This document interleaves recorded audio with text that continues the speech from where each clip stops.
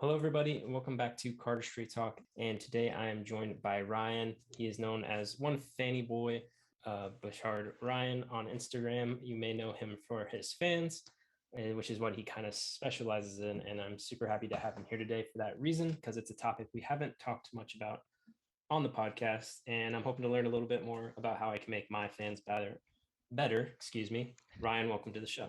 Thank you for having me. It's really nice to be able to talk about my style or side of cardistry because it differs a lot from other people's in the community. So it's really nice to be able to spread that, I guess. Mm-hmm. Definitely, really packet cutter focused right now. But my first question for you is just kind of how did you get into cardistry, and kind of how long have you been at it? So I started cardistry in my freshman year in high school, so 5 or 6 years ago, I'd say. And I started similar to how everybody else started, where they started in Magic, and how everybody started in Magic is similar to how I started, where you either have a family member or a relative, or sorry, a family member or a friend who like shows you a trick, and then you can't figure it out, so you try and figure it out, and then devote your life to the craft, essentially. But mine was a little different, as my friend showed me a trick, and we were on a school bus. It was two card Monty, and it was so bad that I figured out how to do it, and essentially he showed me how to do it live while he was doing it. And ever since then, I was hooked on Magic. And what allowed me to transition from Magic into cardistry was the fact that I wasn't focused solely on the Magic itself. Like a lot of people do Magic to like get the effect of wowing people or to get the satisfaction of seeing how something happens.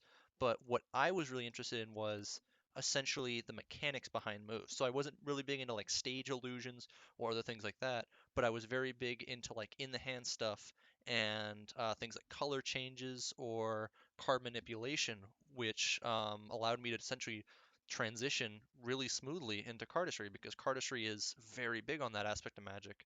And I remember the thing that allowed me to transition from Magic to cardistry was Chris Ramsey's videos because he focused on both, and it was during a time period where he was into teaching cardistry from what he learned, um, and I think it was through Illusionist, their website back then, and their YouTube channel that he was teaching a lot of cardistry, and that's how I transitioned. I remember it was his faux cut that was the first move that I remember being the move that I learned from him, and ever since then I was really into cardistry, and I started like everybody else just doing basic moves like thumb fan, Charlier, revolution cut, learning those, and then I was really into a lot more miscellaneous moves like bloom and then trying to inevitably figure out how to do behind the back flicker like everybody else tries to do.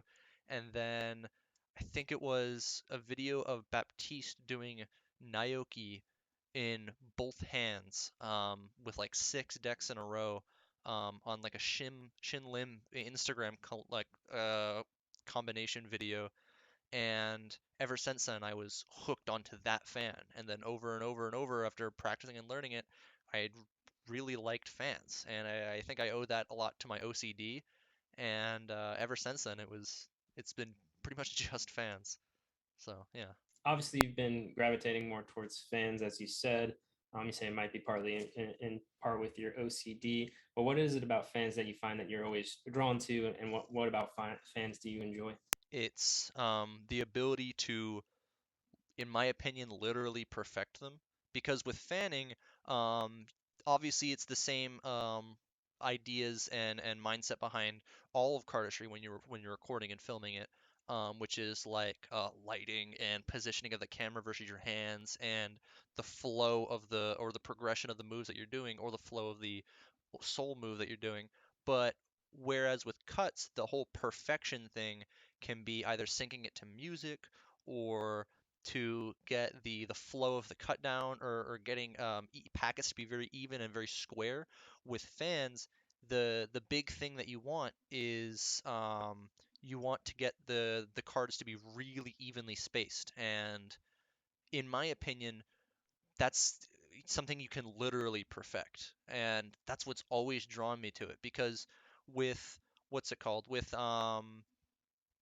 with cuts, because when I tried cuts and tried filming cuts in my early days of cardistry, I noticed that there was always something I can nitpick at my cuts. I always wanted it to do this way and this way, which does, while it does drive me to perform better and to keep going with cardistry, I never got the satisfaction of really liking what I did. And being someone who draws and does art and has written things in the past and is now actively doing like music production, one big thing that I tell people when they say that they want to get into other hobbies that are art related in the general sense of the term is that I tell them, while you do want to be doing something that you can look at and always say, I want to improve this and I want to improve this, you have to be able to do something that you can get to a point where you're satisfied. And I believed that with cuts, I wasn't able to do that because for a multitude of reasons. But for fanning, I found it a lot easier that I could get a lot more satisfied with the individual spacing of the cards, and that was a very big driving force. But like I said, it allowed me to look at some of my fans and be like, I really liked that. I really liked doing that, and looking at some back at some of my fan posts and seeing that and not nitpicking everything. And so I think that ultimately was the big reason I was driven to fans, and it's why Mhm. stuck with them since. Yeah. Yeah. So I think one thing I think is very interesting that I'm just going to pluck out of what you just said is kind of the idea of perfecting versus kind of creating moves. That's something I've talked about on the show a little bit with like Leon Tay and some people in the past, but never really from a fan perspective. What is your kind of thoughts on perfecting versus creating moves? So perfecting versus creating, it's been a thing that has actually come up a lot in my, I guess, internal discussions regarding fanning, or whether it's like with another person who does fanning, like Baptiste or Eddie, or just with myself, because creating versus perfecting is almost like a one-sided thing towards perfecting. Whereas, because, and what I mean by that is I'm a person who believes that while creating is ultimately the only way we can go forward for cardistry, like if we hadn't created moves that have blown up in the past, then I don't think cardistry would have evolved essentially, because that's how trends are created and that's how moves are um, brought into a spotlight, and that's what keeps people going. While I think that is ultimately the most healthy thing for cardistry, when you do fans, you kind of have to come to terms with the fact that almost every fan, at least the things that I can think of, have been created. And that everything that you are going to be creating, if you do try and create fans, are going to be essentially, um, what would be the word? Just redone Like versions of other fans. extensions Yeah, or extensions. Extensions are a big one in the fan community. That's a really good way of describing it. Um, and like some of the moves that I'm most known for, like the Carnahan extension that I posted on that I got posted on BCA for, that is just a Carnahan extension that's like, combined with like an inverse fan. It's not a sole true creation. And a lot of people, not a lot of people, but a couple people messaged me after that and they said, why is this posted on BCA? It's not like a true actual creation. And while I do kind of agree with them, a lot of people kind of have to realize that with fanning, it's physically like, and I'm pretty confident when I say it's impossible to create a true, solely original move within fanning. And for example, things like Jin Fan or like Mind Flayer by Lucas Rebel. Mind Flayer is just a modified version of what's a Vad Fan by Burger, and things like Pinky 360 by TY. It's just essentially just 360 flipback fan without the flipback. And those are kind of the things that we kind of have to come to terms with within the fanning, I want to say community, even though it's not really a community in of itself, the subgenre of cardistry, is that you almost can't create moves. But at the same time, creating moves within fanning is different than other genres of cardistry like cutting or like aerials or stuff like that. It's actually really similar to aerials now that I think about it. Whereas the whole idea of an aerial can't be recreated or branded as something differently. The only thing you can do is either add more cards to the air or catch it in a different way. Whereas With fanning, you're just adding more cards in a different area, or you're holding it or spreading it in a different way. And that's kind of the fact that you kind of have to devote your life, or not your life, but your cardistry towards perfecting. And that's what I kind of had to come to terms with. And that's kind of what I've not struggled with, but something that I definitely had to like essentially tell myself earlier on when I was trying to do cardistry was that creating original moves within fanning is it's just not there. You almost really can't do it. I mean, I've seen it a little bit over the years, but everything when you truly look at it and when you like truly look at it in like as the fan itself, it's always just a version or an extension of a different fan. And while a lot of people think like, oh, it's a negative way of thinking, if you just broaden your mind, then other fans are different. That is true, and I don't think of it as like a negative way of thinking. It's just like a realistic way of thinking. Because I've seen a couple cardists who have messaged me and said like, hey, I created this original new fan, and I think to myself like, the word original you got to use loosely because it's just different. So, but yeah, so for the whole idea of perfecting versus creating, at least for me, I can't truly speak for every person who does fans, but at least for me, it's 99% perfecting. I've created a few fans, Trident and Osiris fan, but I've kind of fallen under the mindset when I've created fans that I'm creating them just for the idea of creating them or for selling them like I did with Trident fan, and that in my opinion lowers the quality. And I found myself also just not getting the satisfaction from truly creating versus perfecting. Like obviously when I'm fiddling around, I do try and do new stuff. Either I specialize in new grips or I spread the cards a different way, or sometimes you can just add a whole different deck to a fan, which I'll get into later with deck conditioning and how that's unique to fanning. But yeah, creating moves, it's almost just not there for fans and in a true creating sense. But yeah, it's different than Yeah. other styles. I think it's really interesting because that's like the opposite of kind of the mindset of the cardist, right? Of cardistry right now. We're just like, let's make as much as humanly possible. Let's explore this to the full capability. But then you do have some of these certain subgenres that have kind of almost already been explored fully. So it is interesting, and it might be healthier mentally, almost for that because you don't have to have that pressure, I guess, of trying to bring something new to the table, which I think can be unhealthy sometimes in the community. Um, but like you said, like if you do a good fan and there's a certain level of satisfaction once you've perfected that thing uh, to the extent that you want it. One thing you were mentioning right there at the end was kind of deck conditioning, and that's something I would really love to hear about because that's something I never really think about. Like obviously, I realize the quality of a deck, whether it's sticky and stuff like that. But what are your thoughts on kind of deck conditioning for fanning? I am I don't want to say like I'm unique in this sense, but I am one of the people that is I want to say the most to talk about regarding this, so it's really cool that I get to express this because for deck conditioning for me, because for fans, it's almost a whole new world compared to doing cuts, and I especially in the realm of fanning powder, because for some fans, fanning powder is almost required, so the conditioning of decks has to be completely different than other fans. And when I say this, I compare it to cuts in the sense of yes, certain cuts require or certain moves require different conditioning, but with fanning, it's almost in its own realm.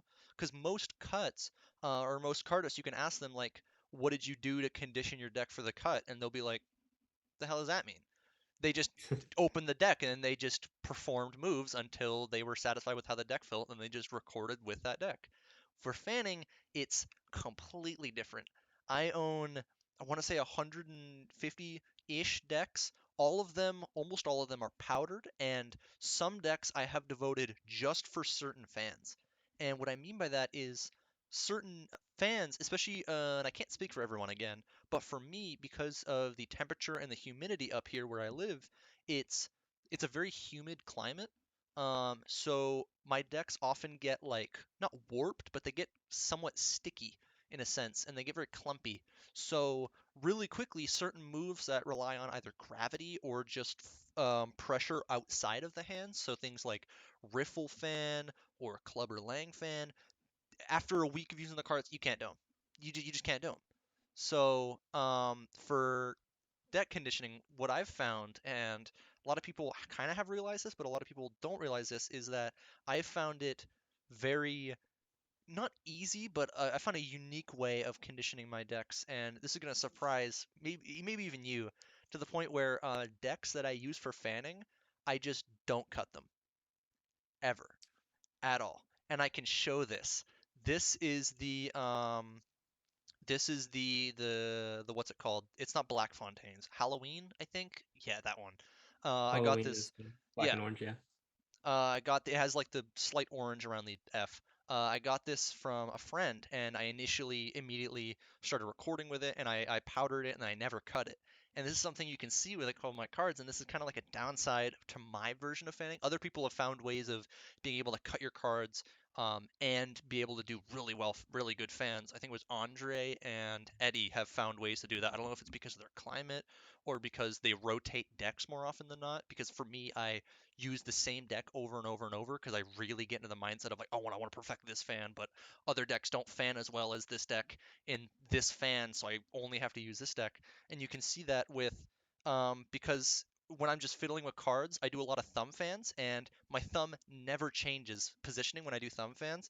So you can see there's marks where the back design of the card has come off because of my thumb being there for the fans. And that's something that a lot of people look at and they go, "Why the hell are you doing that?" But for me, I found it because the cards, after you powder them, they get used to each other in a sense. And especially, and this is especially a thing with USPCC cards with the air bubbles, is that I think, like, I don't know how it works, but because fanning powder reduces friction, I think it is, between the cards. If you have a deck that you just never cut, the deck essentially like it gets, like what I said, it gets used to each other to the point where the deck just feels it more consistent over time. Whereas with cutting, the cards are not used to each other because how I've described this to a person in the past, if you set your deck down, whether it's in the deck box or on a surface overnight or something, then the card on the bottom gets very used to the surface that you put your deck on. And this is something that a lot of people don't notice because they're cutting, so they don't notice how the cards are used to each other. But for fanning, this can be a problem because, and I hope this deck does it. Actually, I have a deck right here that does it. My personal favorite deck for fanning. It's the Anglo Rainbow Edition. We have a thing that, or at least that I call them, they're called powder clumps, where if you cut a deck like that while you're fanning, um, you get that because the card isn't used to Mm. the card that's next to it. So I have found it very easy to do fans that are otherwise really difficult for some people, like Naoki, if I just don't cut the cards ever. So that's how deck conditioning works for me. And obviously, I use powder, but something that also people have done in the past, things like people like Predator have done, is they took a nail file and they filed down the edges of the cards so that they're softer. And I don't know how this works, but it makes the cards feel really good, and I've done this before. Also, taking bars of soap and lightly putting an X and then rubbing the cards together essentially creates a similar effect to fanning powder. But so yeah, conditioning for fans is really different for fanning versus for cutting. And like what I said about having certain decks for certain fans, some fans require different pressure within the hands because that's a big thing of how you get fans to be really even is applying pressure, whether it be on different fingers or just through the deck entirely. So certain decks, like like I have Shodos here, I use them. I don't use them for Naoki or anything like that because they require a lot more pressure, so they clump up a lot more, like that. Versus a lot softer deck that I have conditioned less over time, the new Dan and Dave Smoke and Mirrors, they're a lot softer, so they don't split up as much. And that's why I would be using this deck for something like Naoki more, whereas this deck, the Shodos, I can get a lot better results out of thumb fans with them because I can get them a lot more even because it requires a lot more pressure. So that's what I say when I mean I have different decks that do different fans because, like I said, yeah, deck conditioning for fans is in a whole new league, and it's something you have to really think about when you're doing fans, especially on days of recording. So yeah, that's Mhm. really different. Yeah, there's definitely some really interesting stuff there, especially when with the paint coming off of the Halloween fontaines there. That's very interesting. I have a lot of decks that are And like that. you showing the kind of, yeah, that's funny. I think as like a packet cutter, like I'm mostly a packet cutter at this point too. Like you, those certain things like that you take into consideration, like a poop deck versus a new deck, but it's never to the extent of like kind of what you're saying there. Or I guess it's to that extent, but we're taking completely different things into factor as opposed to what you're taking into account when you're doing a fan. So we're like looking at like how clumpy and like how smooth and all that stuff. One thing that we talked about doing that I'm really excited for because I've never done it is kind of going like a walkthrough of actually powdering a deck. So I guess we can do that there. Do you have any recommendations on what types of deck to powder or what Um, condition to start the powdering process? Never powder a brand new deck. I found that brand new decks essentially come with this like gloss feeling, especially USPCC and smooth finish decks. Tallies are awful for this. If you ever want to hate yourself, Oh, powder a brand new tally. Um, but I'd say the more pooped a deck is, the better, but to an extent. I have decks that are beyond saving for fanning powder, but you'd be really surprised the condition a deck can be in when you powder it. And an example, a perfect example of this is, and a lot of people have asked me like, can a deck like, does it matter the type of the deck when you powder it? Like plastic versus actual cards, plastic coating, the manufacturer, whether it be USPCC or TPCC, stuff like that. This is a plastic coated Harry Potter Walmart deck that I got for like $2 that I just don't care about, and this deck handles perfectly with powder. So you would genuinely be surprised with how much powder can really do to your cards. So I would say the more broken in, I'd say the better for fanning with fanning powder. But okay. I have a deck that I can show for the effect of fanning powder. So All right. yeah. So I have my deck here. This looks good for most people, but it feels like ass in my hands. What I do is, and the only requirement I say for a deck to be able to powder is to be able to do a Pharaoh. That's if the deck can't Pharaoh, give up. Um, so I do a Pharaoh. Obviously, the better, the more even, the better. But we're gonna be doing a giant fan with the cards. And once you do that, take a little bit of powder, and I say for powder, less is more. It's like a very light sprinkling. You can almost barely see it within the cards. Mm-hmm. Very light sprinkling. That's why I'm really happy with these new tubs of fanning powder that Murphy's and Penguin Magic have because they have the little like salt shaker little nozzles. Mm-hmm. I have a friend who has fanning powder that just came in like a cylinder and you just take the cap off and it's all the powder inside like flour. And it's like, I hate that. I hate that so much.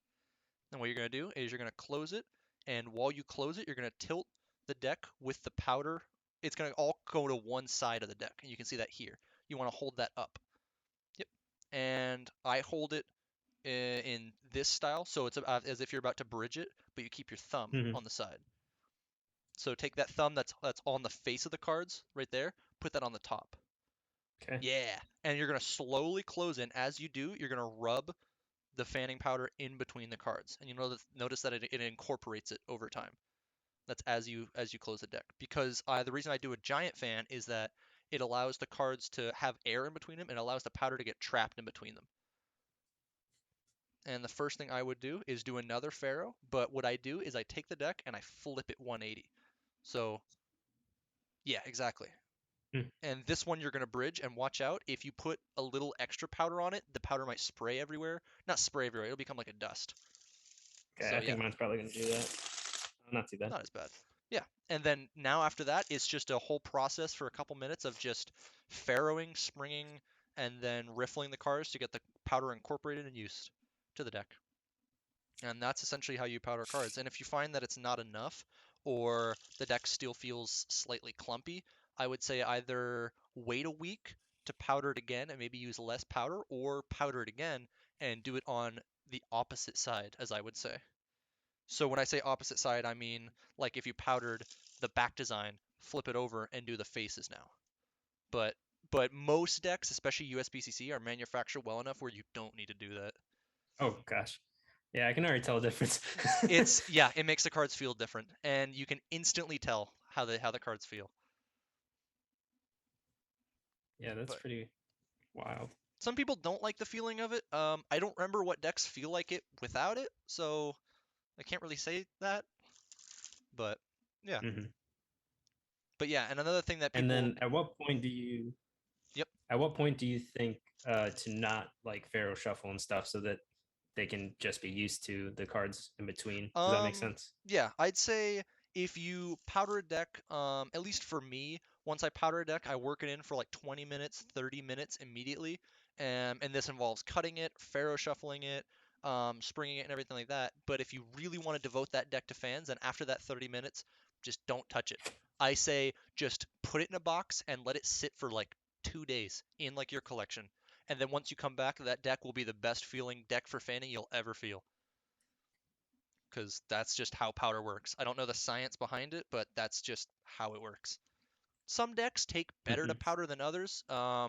Cardamundi's, one of their finishes, I don't remember. The one that where are B9, they? Not B9 was too thick, I felt. The one that these came in the 2020s. It was the I think E7. I don't know. one of those. Uh, these took to powder instantly. I almost didn't have to break them in. And I was talking to Lars about this when I sent him a video of the deck after I had powdered, and he's like, "Oh, how I didn't realize that Cardamundi was better for fanning." And I was like, "Well, USBCC decks usually I have to break the deck in for a couple days before I powder it. I was able to get this deck fanning perfectly within like 2 hours. Like, didn't have to put it away. It like Cardamundi decks just take to powder so well. USBCC decks a little different. A lot of people know that sorry Card Mafia, I fucking hate USBCC decks. I hate how they feel because they take at least I don't hate how they feel. They just take forever to do for fanning. Also, another thing, and this is a thing maybe deck conditioning can fall under. I don't know if the camera will be able to pick it up. The cards are for USBCC, the cards are not cut evenly. Let's try and square perfectly. On this side, the card is cut thinner than on this side. And that's a thing you notice when you're fanning. Like this deck, I have the entire deck assorted so that all the thin cuts or the thin cards, the thin borders are on one side and it's on the other. Because especially for USBCC decks, because they mass produce just cut them with the I don't know if it's with a laser or if it's with like actual blades, but it cuts them differently. And Cardamundi's decks are not like that. A lot of other manufacturers um, cut them perfectly even. I know Taiwan TWPCC is amazing with that. Like you'll never find a bad bordered card. I remember I saw I think I have it saved somewhere. I remember I saw a what was that guy's name? And not Andrew. He had the guy that made Nox. I don't remember his. Yeah, Andrew Pandrea, Yeah, him. He opened. It was so Alex funny. Pandrea. Alex Pandrea. Yeah. He somebody at the con somebody opened one of his decks and the deck was like it was so funny. It was like half the back design, the border was in the middle, half the back design was here, then it was half white, and then it was like a third of the other back design of the card that was next to it on the sheet. And it was like, dude, USPCC, you gotta figure it out, bro. It was Yeah, so funny. But I think that's a pretty common, like one of the biggest complaints for USPCC, for packet cutters at least, is that I know that on the playing card Reddit, there's just a collection of pictures of just absolutely just terribly butchered. cut cards where you'll have like but like you'll have cards that aren't even rectangles. They'll be like tortilla chips and stuff like that that people have opened. It's just totally Yeah. bizarre. So it's very interesting that like because most people in the community, I think, prefer USPCC, at least for packet cuts and stuff like that. But for you, it sounds like it might not always be the best option. Nope. So that's very interesting. I have my ranking of stocks and finishes that I prefer over other ones. I had a list on my old phone that was all the stocks and finishes that I can think of, and I actually ranked them with a friend of mine. who was like really into like stocks and finishes of cards, and he was also into fanning, so maybe there's a correlation with that. I don't know, but yeah. Mhm. So now that we've had our deck kind of conditioned, what do you think are some of the hardest fans that would need that conditioning? What are some of the hardest fans to do, or do you think are to teach? Um, I'll split that up for two like separate answers: hardest fan to do and versus hardest fan to teach, because there are differences. Hardest fan to do that doesn't require powder, I'd say probably curly Q. Maybe it's just because I hate that move. I can't do it. Stupid move. Um, Hardest fan to do with powder. I don't want to say Naoki, but probably Naoki. Naoki's really hard. Even with the tips that I've given people, it's just really, really difficult. It's also one of the moves that almost requires powder. I've been able to do Naoki without powder now that I've done the move over and over and I know how the move works and the mechanics literally behind it. But doing it without powder is just not almost not possible if you don't have if you haven't done the fan before. Um, so I'd probably say Naoki. Um, Hardest fan to teach, definitely Carnahan. I hate that move for teaching. I actually, it's funny because I have permission straight from Dan and Dave Buck, or I think it was. I'm not gonna bother trying to remember which one of them I asked. It was in person. I don't know the difference. Mhm. Uh, Sorry, Dan and Dave. You're literal twins. I don't. It was one of them. I asked them at con, or I asked him. I'm gonna say him at con. And I showed him my Carnahan and everything. He's like, "Yeah, I would love to have somebody post an updated 360 Carnahan tutorial because the only one that's on the internet, sorry for the creator, is ass." Um, and my friend Luke, who in my opinion has the best Carnahan that I've ever seen, Luke Saywall.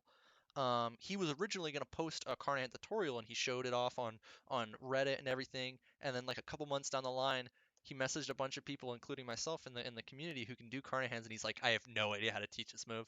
And I tried to do it too. I tried to like film myself trying to teach the move for a while, and I kind of realized it's so personal with the amount of pressure that you have to put on the cards because it's different for everyone. It's not like Thumb Fan or Naoki where you can get a different result just by changing, or not Naoki, but like Thumb Fan or like Smear Fan by changing where the card is or where the deck is in your hand, where your thumb goes on for Thumb Fan.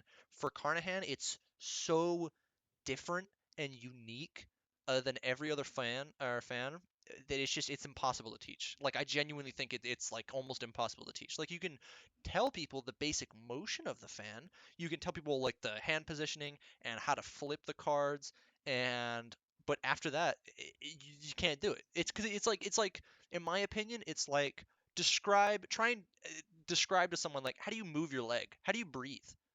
It's not how that works. Like you just can't do it. It's describing personal pressure within a deck.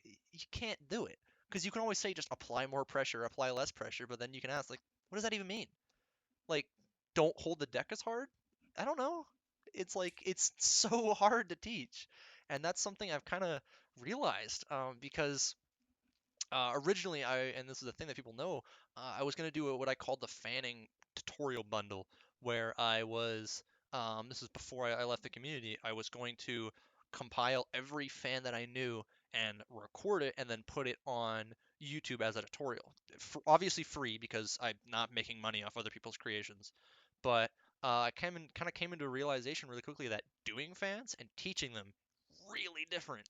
Because with cuts, it's different. Not completely different, but different to the point where when you're teaching a cut, you're not really teaching as much pressure. You're essentially telling people like your fingers go here, the cards move this way. And forgive me if I'm butchering that for people who have actually taught good tutorials for cuts, but that's really how a lot of cuts are taught. Whereas with fans, it's really, really different because you're with for a lot of fans, especially like thumb fan, your fingers they almost don't move for a lot of fans. Your hand is just stationary, and it's just how your fingers react to the cards and the pressure that your fingers are putting on the cards, and that is something that is not really easily taught like at all. So for hardest move to teach, definitely Carnahan. And I want to say just a lot of fans in general just super, super hard to teach compared to how they are to learn, Naoki included. And yeah, it's also another weird thing about fans in the aspect of perfecting over creating. There's also teaching over learning, and teaching fans is a lot harder than it is to learn them, in my opinion. So, but yeah. Hmm. Yeah, I could see how that would potentially cause some problems depending on, like you said, pressure is something you can't really like measure when you're trying to do it yourself. There's a lot of aspects that you can't necessarily take into consideration or get into the specifics of, because it might be different depending on the deck or the person. Um, One thing I'm kind of interested in is some of potentially your favorite back designs for fans, because that's something I think more and more companies are taking into account, like Virtuoso and Orbit. I know they're adding bits to make sure their fans are a little bit more visually appealing. What are some of your favorite deck designs for fans? So my opinion on this has changed a lot throughout the years. A lot of cardists fall into the category of really liking borderless decks. Things like these are the Mandela playing cards. There's another deck called Mandela playing cards. I don't know which ones these are. These are designed by Alex Chung.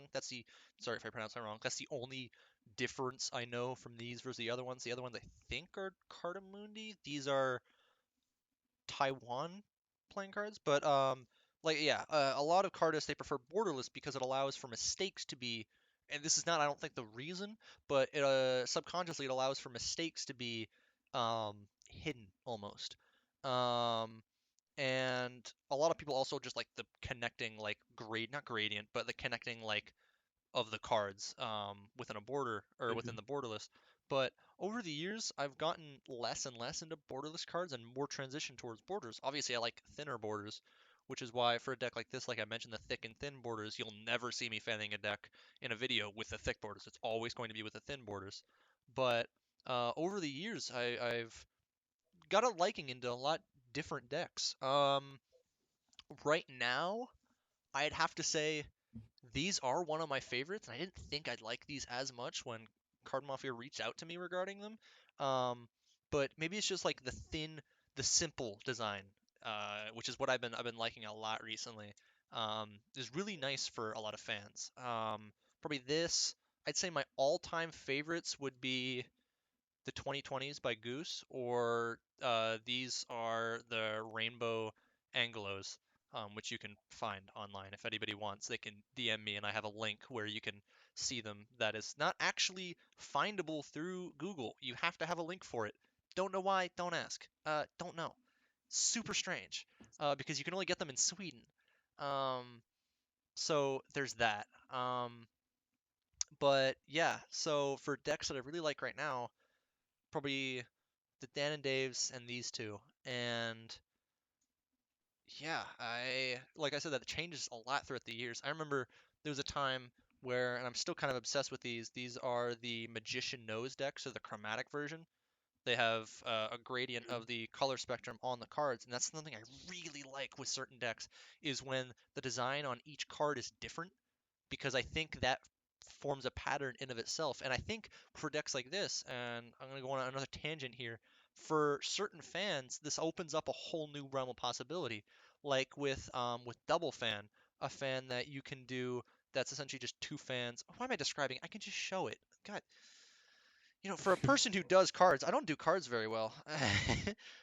It's a fan where you do a thumb fan on the back of a deck with half of it, and then you flip it around and you do another fan. This is not very good, but you do another fan on top. And for certain decks that have different back designs, it almost provides a layer. And it's the same thing with Osiris fan. That people can see like on my profile picture. Osiris fan is a huge, almost spiral of cards. It's like a double layer thumb fan with decks that have different back designs, like this one and this one. It makes it almost a new fan, which is really cool.